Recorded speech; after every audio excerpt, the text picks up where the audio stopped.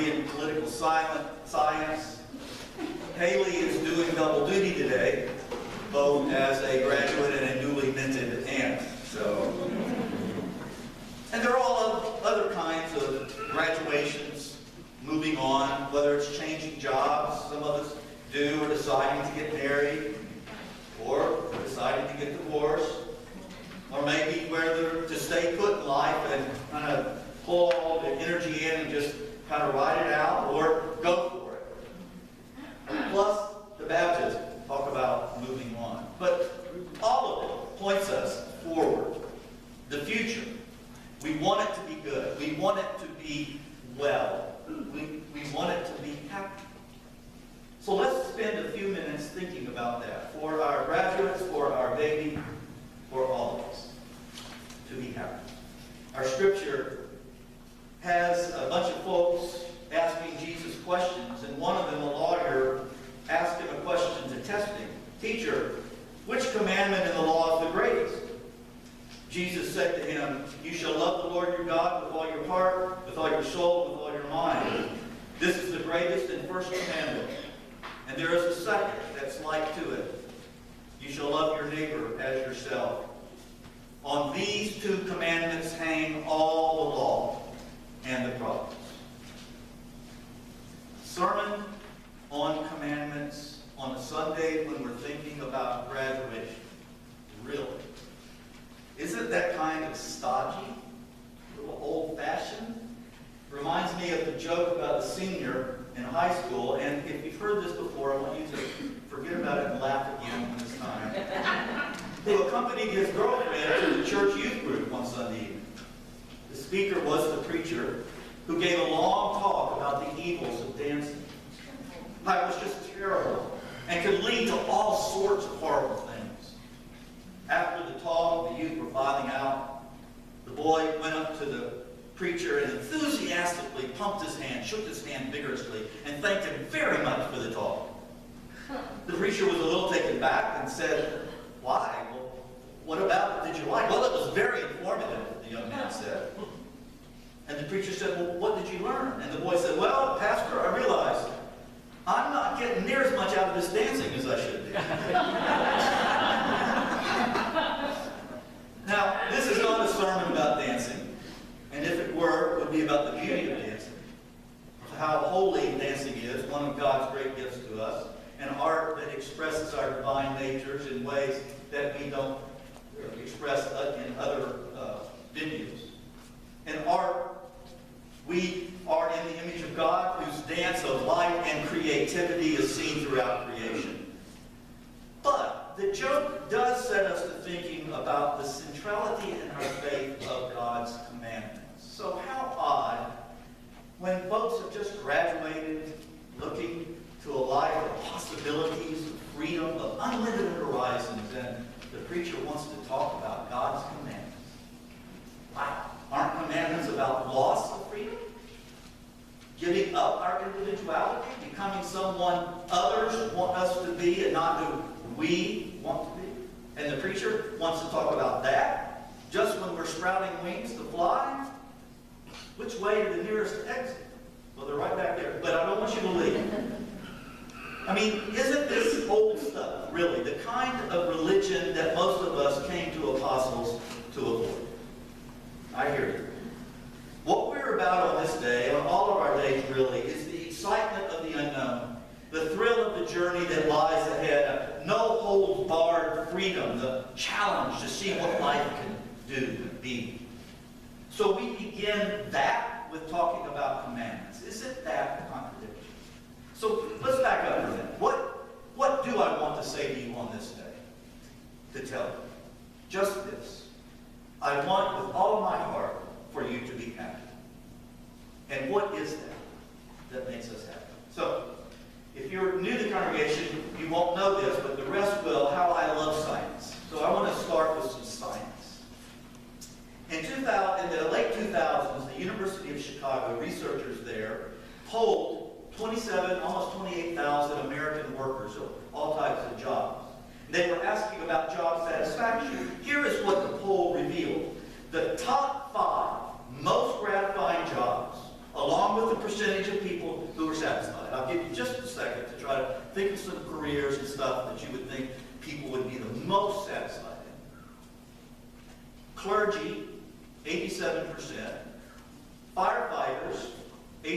28%. Physical therapists, 78%. Authors, 74%. Special education teachers, 70%. The researchers were surprised that there was not one top-paying job in the survey results.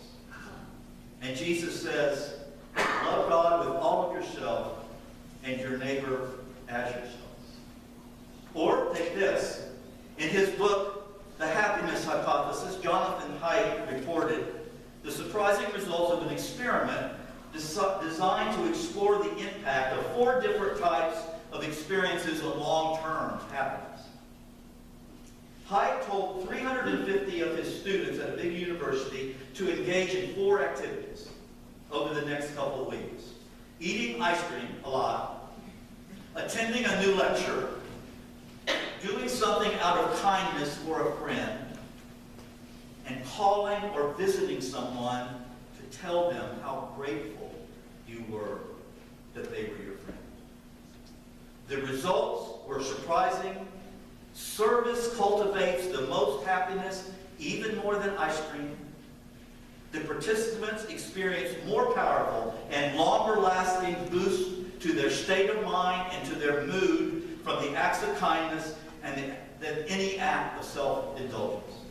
In fact, many people even carry their improved moods into the next day, which may help to explain the blissed-out expressions on the faces of so many Christian and Buddhist monks when you are able to be in their presence, because their essential teaching is about compassion and kindness. And Jesus said, love God with all of yourself and your neighbor as yourself. And then there was this. A few years ago at the National Institute of Health, researchers from the Cognitive Neuroscience Center documented that there is actually a neurological basis for the greater levels of contentment associated with the acts of kindness and altruism versus acts of self-gratification. Using a functional MRI to measure the brain's electrical activity during certain types of activities and thought process, they discovered 2 fascinating things. First, there is actually a strong neurological preference toward giving and serving. And second, it makes us feel better to give. And when we give to others, it felt so good, we want to do it again. And Jesus said, love God with all of yourself and your neighbor as yourself. I wonder if you see what I'm saying. God's commandment to love God and neighbor does not prevent freedom. It does not prevent happiness, but leads to it. It is within the confines of these great commandments that we find happiness and freedom. Think of it this way. Perhaps some of you have a favorite river, maybe one of the ones up on the North Shore. Can you see it in your mind's eyes? It rushes, it bounces, and crashes and gurgles. The sight of it, the sound of it, the spray of it over the rocks, down the falls. Now, picture this. What if there were no riverbanks to confine it, to hold it in place? What if it was just water? Would it be a river? No. It is within the confines of the banks that a river is free to be itself. Or imagine the vacuum of space with the debris of the Big Bang scattered throughout the vastness. There is no form, just a drifting void of matter until a massive density wave sweeps through the emptiness, a surge of gravity that ends the randomness of the debris, that captures it and limits it to one place, pulling it together, and instead gives it shape and form and substance and structure, and instead of debris, there is the North Shore. Instead of randomness, there is the loom. Without the laws and commandments of physics and quantum mechanics, there is no creation. So, God's commandments are not meant to inhibit our becoming our fullest, happiest, freest selves, but to guide guide us into the realm within which we may experience that freedom and happiness. So what are these amazing commandments? The Bible's pretty thick.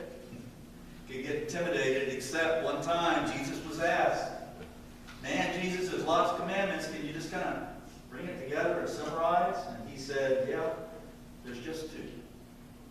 I mean, I don't have that good a memory, folks, but I can remember two. Love God with all of your heart, and with all of your soul, and with all of your mind. That's the first.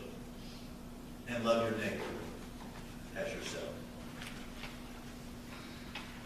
These two commandments, these are different than what our culture demands us, and a culture in which graduates from high school and any other place go into. In fact, to our culture, Jesus' words sound odd. Our culture tells us consume, buy, hoard stuff. One of the great business successes of our times are the storage businesses. You know, pods, some of those. And Jesus responds to that, love your neighbor, share, give away, welcome the stranger. Our culture values the rugged American individualist. Go it alone. Don't need anybody or anything. It's my life and I'll protect and save it myself. And Jesus responds, you want to save your life? Give it away. Love others. Love neighbor. Be of service. Our culture places high value on violence and revenge. To take up the sword as the answer. To sanction war. To sanction capital punishment as solutions. And Jesus responds, put down the sword. Love the enemy. Pray for those who persecute you. Beloved graduates, fellow travelers, we are here at such an amazing time in life. For those of you who are just coming out of school and for others who have accomplished new things, launching out into new adventures, and I want you to be happy. I want you to know freedom and become your truest self. And so I speak to you from my heart, and I tell you, I know this to be true from my own life, because I have tried many different things, that this odd fellow Jesus, in his life and teaching, has led me to a life of happiness. And graduates and members, I am happy because no matter how imperfectly, no matter how many mistakes I have made in my life, in all things, it is my attempt to love God with all of myself and to love my neighbor as myself. And I have found it to be that in the trying to follow those commandments, it is everything. It is happiness. I close with this. Some years ago in Charlotte, North Carolina, there lived a woman named Miss Neat. As a child, she grew up poor in the slum section of Charlotte. And while her parents were never able to lift themselves out of poverty, they did love their children. They took their children to church and gave them a legacy of being valued, of having a destiny, a purpose in life. And they grew to experience in a deep way loving God with everything and loving their neighbor. When Miss Neat was a young woman, she looked around at the violence in the city and the drug use and the despair of so many of the youth and the children, and she got an idea. What if, she thought, the kids could get out of the city and go camping in the nearby mountains? What if at night they could hear not sirens, but owls? Not guns, but frogs. And so she went to a fellow in her church who had a van, and she borrowed it, and she gathered up some kids from her church in the neighborhood, about 8.